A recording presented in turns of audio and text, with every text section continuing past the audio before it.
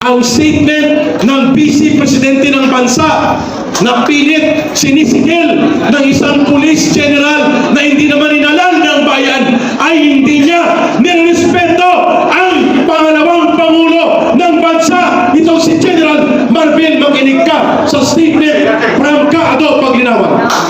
Yun. Ngayon, maraming salamat Ginoong RJ. Find your space. At magpapatuloy po si Kamintong at may mga iba pa tayong mga speakers to wrap up at babasahin ni Kamintong po on this portion. Salamat RJ sa grupo. And the rest, please pay attention. There is a breaking news. Naglabas po ng sulat ngayon ang Vice Presidente Inday Sara Duterte upang magsalita sa kalagayan na ang Philippine National Police at this very moment ay parang private armed group ng mga politiko. Let's listen to Kaado Paglinawan on this. Kamintang, would you like to announce? Okay, for a few minutes, we will move forward ang ating mga symbolic na mga representation ng digmaan ng Amerika na napipintong wasakin ang pinakamamahal nating bansang Pilipinas. RJ, find a space in front. Salamat. Sa likod po, makikita ninyo ang mga symbolic na mga representasyon ng mga armas pandigma ng Amerika na gustong ilagak at itago sa ating bansa na magbubunsod ng digmaan hindi lamang sa rehiyon ng Asia-Pasifiko kundi sa buong daigdig. Kaya maya-maya po tatalakayin natin yan. O again, attention please. Dito po, with Kaado Paglinawan, pakinggan nyo po ang statement ng Vice Presidente ng bansa na pilit sinisigil ng isang police general na hindi naman inalal ng bayan ay hindi niya nirespeto ang pangalawang pangulo ng bansa. Ito si General Marvin, makinig ka sa statement from Kaado Paglinawan. Yun. Bago mo po pagbitin ang aking konklusyon, sisingit lang po natin ang isang open letter to Romel Marbil galing sa ating Vice President. Romel, noong lumabas ang isyu ng pagbabawas ng aking security personnel, nagbigay ako agad ng pahayag na hindi ito makakaapekto sa aking trabaho bilang ikalawang Pangulo ng Pilipinas. Alam ko sana na matapos na ang usapin ito dahil hindi hamak na napakaraming mga suliranin ng ating bansa na higit na mahalaga kaysa sa aking proteksyon. Subalit, tila nakakatatlong interview ka na sa patungkol sa akin. Sa isang banda, naiintindihan ko kayo sapagkat natural lang sa mga nagsisinungaling na magkaroon ng sari-saring kwento at dahilan. Pero hindi ko na maatim ang tuloy-tuloy na paglilinlang sa aking mga kababayan. Ulitin ko, wala akong problema sa pagbawi ng PNP personnel bilang security team ng Office of the Vice President. Kaya kaya kong magtrabaho ng walang security. Ngunit may problema ako sa mga kasinungalingang ipinapahayag sa taong bayan, lalo na kung ang mga kasinungalingang ito ay mula mismo sa pinakamataas na opisyal ng kapulisan. Iisa-isahin ko. Una, ang Vice Presidential Protection Division ay isinailalim ng PSPG ayon sa utos ng Napolcom. Masyado na ay sa kumikipit nila ginawa para hindi pakialaman ang mga tulad mo ang security ko at ang susunod na Vice Presidente ng bansa. Malinaw ito sa dokumento ng Napolcom at PNP. Pangalawa, sinabi mo, local police also augment Duterte security every time she visits the provinces.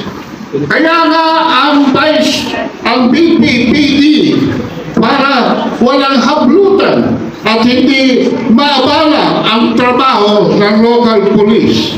Pangatlo, we requested the Office of the Vice President for a possible pull-out of our 75 personnel because we really need our personnel on the ground in the National Capital Region, and they agree. Walang request na nangyari. Sinabihan lamang ng PSPG ang OVP na kukunin nila ang mga personnel. Hindi na kami nakipagtalo dahil ikaw naman ang batas, di ba? Kasunod nito ay lumabas na ang relief orders sa utos mo.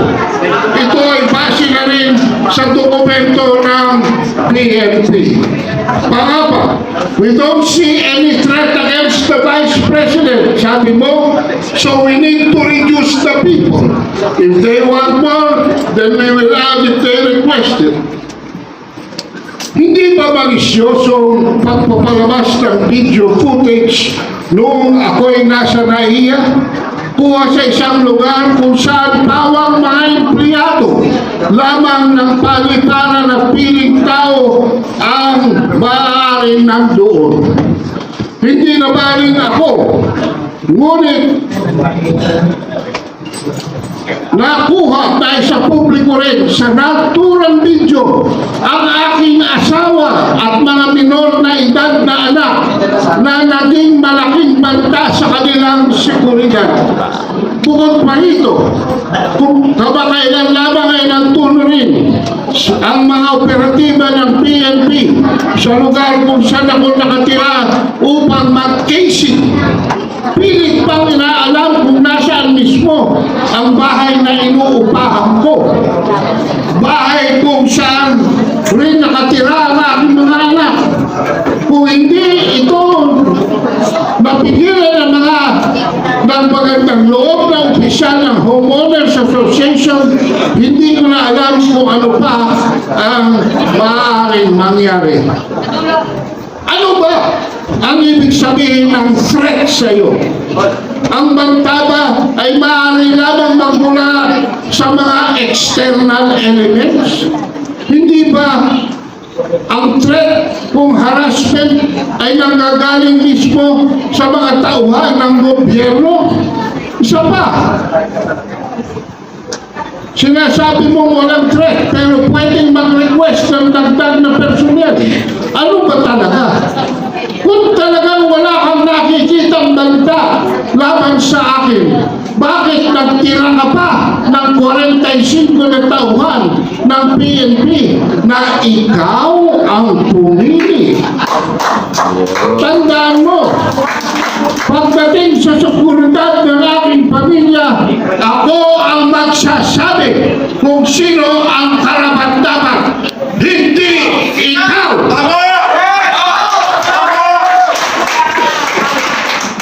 Mambabatas ka lang, hindi ka Diyos. Panglima, the relief was for police visibility. Maganda sana ang hangarin kung totoo, ngunit kaduda-duda na ang 38 sa 75 PNP personnel na pinili nung masakop ng relief order ay mga pulis na mula sa Mindanao at pinalipat-lipat sa National Capital Region na para bang hindi kulang ang pulis sa Mindanao. Simula na maging mayor ako ng 2010, nandiyan na ang issue ng kakulangan ng pulis. Hindi mo mahahabol ang pulis to the population ratio sa pagkuha ng security ko.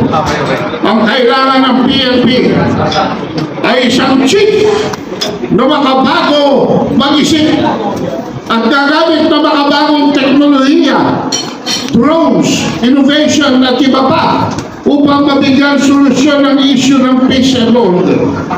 Kung kaya ninyong ilagay sa alanganin ng aking seguridad, nag-aalala ko sa uri ng harassment na kaya ninyong gawin sa karaniwang mamamayan.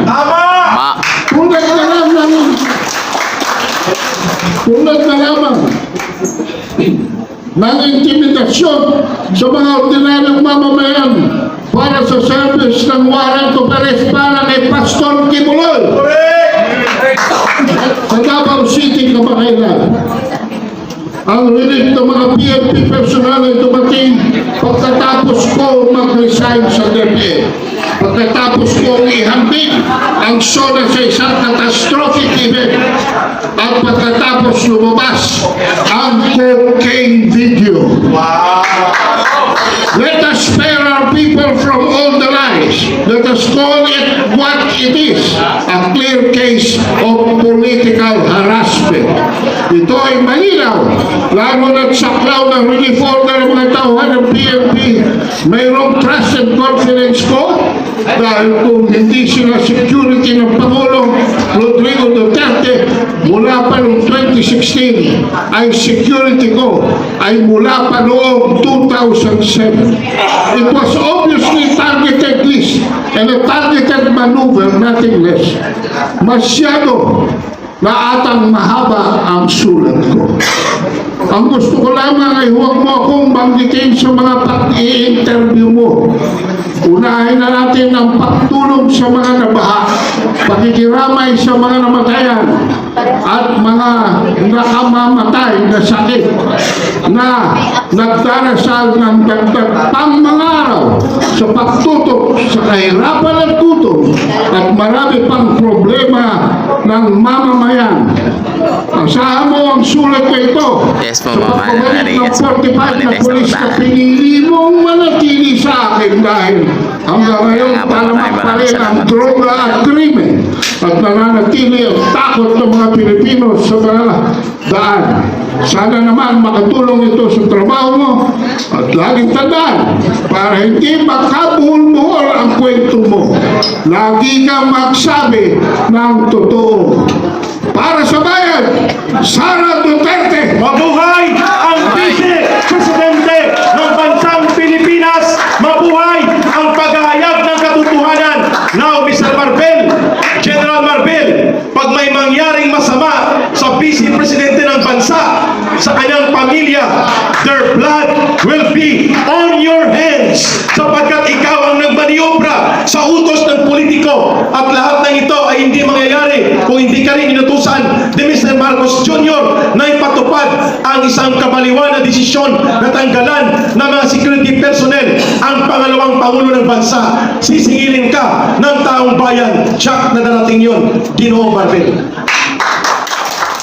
For the conclusion of Kato Paginawan, at mayroon pa tayong ibang speaker, bibigay natin sa kanya ang final last 3 minutes of his conclusion sa napakagandang talakayan na inaisingit pa pati ang open letter ng ating pangalawang Pangulo. Go ahead, Kat. Ayan. Thank you, Mama Mary. Nakita nyo, hindi naman mahirap pumili, di po ba?